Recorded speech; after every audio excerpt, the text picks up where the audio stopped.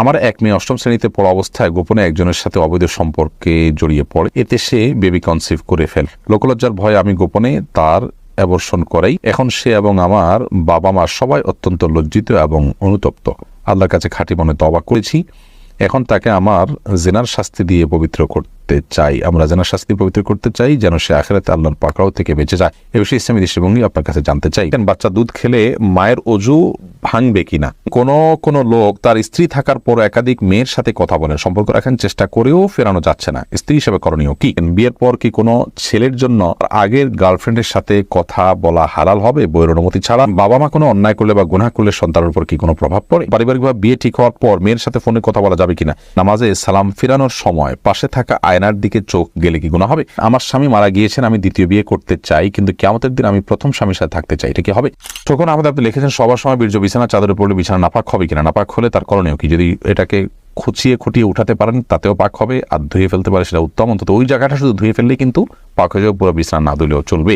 একাম বাহাদুর হাওলাদার আপনি লিখেছেন বাচ্চা দুধ খেলে মায়ের অজু ভাঙবে কিনা? না, বাচ্চা দুধ খেলে মায়ের অজু ভাঙবে না। কাজী ফাতেমা লিখেছেন কোন লোক তার স্ত্রী থাকার পর একাধিক মেয়ের সাথে কথা বলেন, সম্পর্ক রাখার চেষ্টা করেও ফেরানো যাচ্ছে না, স্ত্রী হিসেবে করণীয় কি? স্ত্রী হিসাবে নিজেকে পরিপাটি রেখে যথাসম্ভব তার মধ্যে যদি কোনো প্রকার অভাব থাকে, শূন্যতা থাকে, সেটা দূর করার চেষ্টা করা উচিত। সে সাথে বোঝানো, ভালোবাসা দিয়ে কিংবা অভিমান করে কিংবা মুরব্বীদের মাধ্যমে বিভিন্নভাবে নরমে গরমে তাকে বোঝানো উচিত। এবং অন্য কারোর মাধ্যমে নিজে কোনোভাবে যদি সংশোধন করা না যায়, তাহলে সেক্ষেত্রে তার পাপের কারণে স্ত্রী তিনি পাপী হবেন না, অপরাধী হবেন না, প্রত্যেকের পাপের বোঝা তিনি বহন করবেন।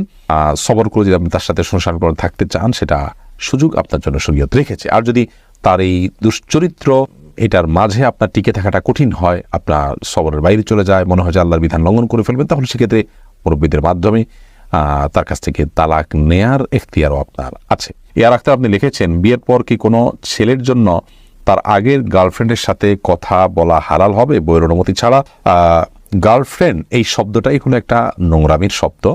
আমরা গার্লফ্রেন্ড বলবো না, বরং বলবো যে তার জেনার সঙ্গী, যার সঙ্গে সে জেনায় লিপ্ত ছিল বা হারাম সম্পর্কে লিপ্ত ছিল, সে অবৈধ বন্ধু, হারাম বন্ধু, তার সাথে কোনো যোগাযোগ রাখা যেতে পারে কিনা? তো বিয়ের পর হোক আর বিয়ের আগে হোক, কোনো মেয়ের সাথে কোনো ছেলে যদি হারাম সম্পর্ক থাকে, তাহলে সেই মেয়ে হোক আর ছেলে হোক, একজন অন্যজনের সাথে হারাম এটা বুঝতে পারার পর, তওবা করার পর, ফিরে আসার পর পুনরায় যোগাযোগ করা এবং সেই হারাম বন্ধু সুলভ যে যোগাযোগ আছে সেটা করা তাদের জন্য জায়েজ নয়। একান্ত নিরুপায় হয়ে কোনো প্রয়োজনে একজন আরেকজনের সাথে যোগাযোগ করতে, সেটা তো অবশ্যই জায়েজ আছে। অতএব বিয়ের পরে যদি চেষ্টা করেন, তাহলে তার অনেক বড় ধরনের খেয়ানত হলো, অনেক বড় ধরনের এটা আমানত নষ্ট করা হলো, তার স্ত্রীর সাথে প্রতারণা করা হলো, এটা জায়েজ নয়।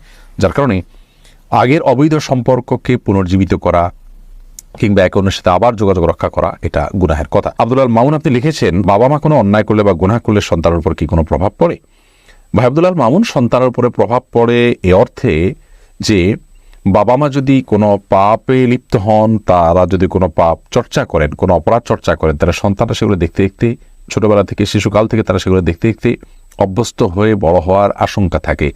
এই দিক থেকে তাদের উপরে প্রভাব পড়ে বলা যেতে পারে। অর্থাৎ অসৎসঙ্গ অবলম্বন করতে করতে করতে করতে তাদের মধ্যেও সেই নেচারটা চলে আসার ভয়, সেই অভ্যাসটা চলে আসার ভয়, পাপের পথে পরিচালিত হওয়ার ভয় থাকে সমূহভাবে। কারণ মানুষ যা শুনে শিখে তার চাইতে দেখে শিখে অনেক বেশি।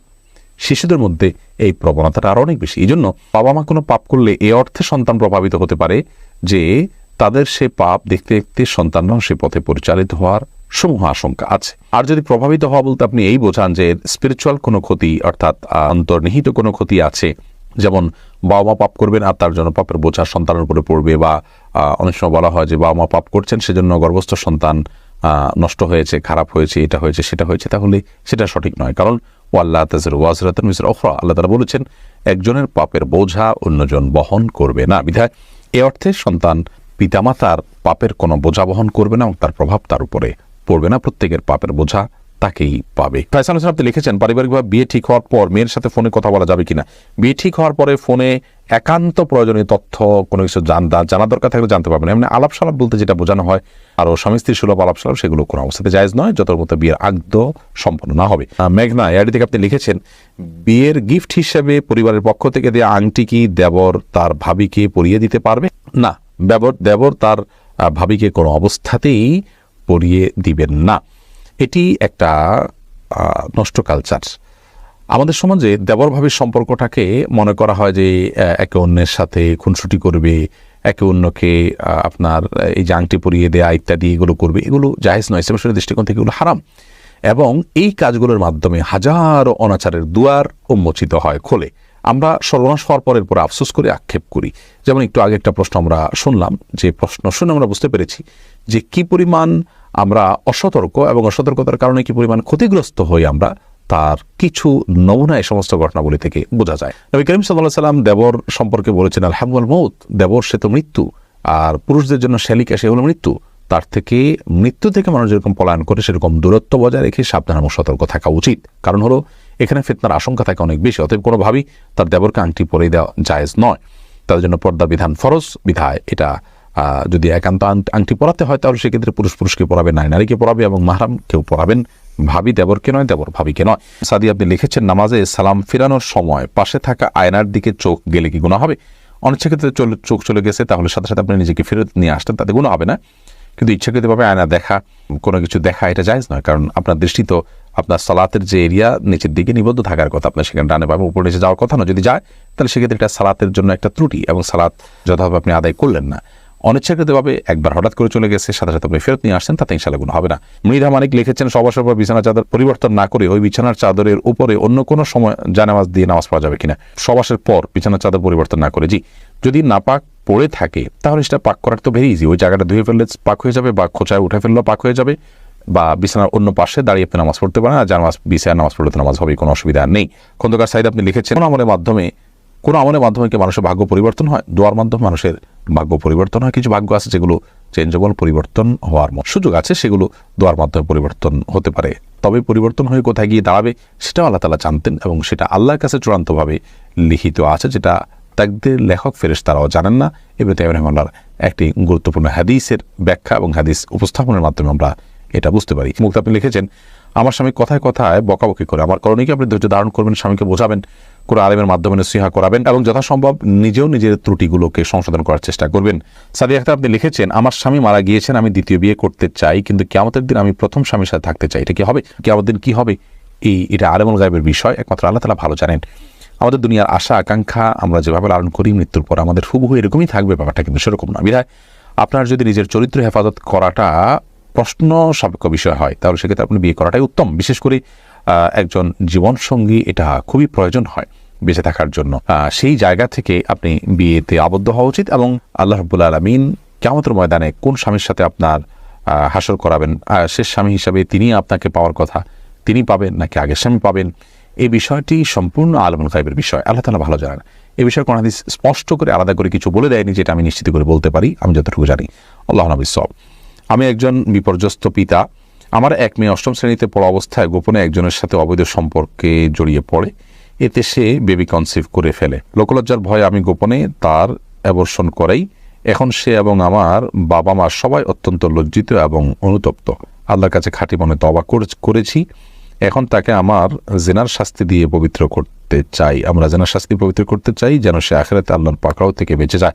এ বিষয়ে ইসলামী দৃষ্টিভঙ্গি আপনার কাছে জানতে চাই। প্রথম কথা হলো ভাই, জিনার শাস্তিটা ব্যক্তি পর্যায়ে আমরা কার্যকর করব না, বরং এরকম পরিস্থিতিতে সে এবং পুরো পরিবার আল্লাহ তাআলার কাছে লজ্জিত হয়ে এবং হারামের পথ থেকে সরে এসে আর যেন কখনো এই ভুলটা না হয় সেজন্য আল্লাহর কাছে দৃঢ় প্রতিজ্ঞা করা উচিত এবং দৃঢ় প্রত্যয় ব্যক্ত করা উচিত।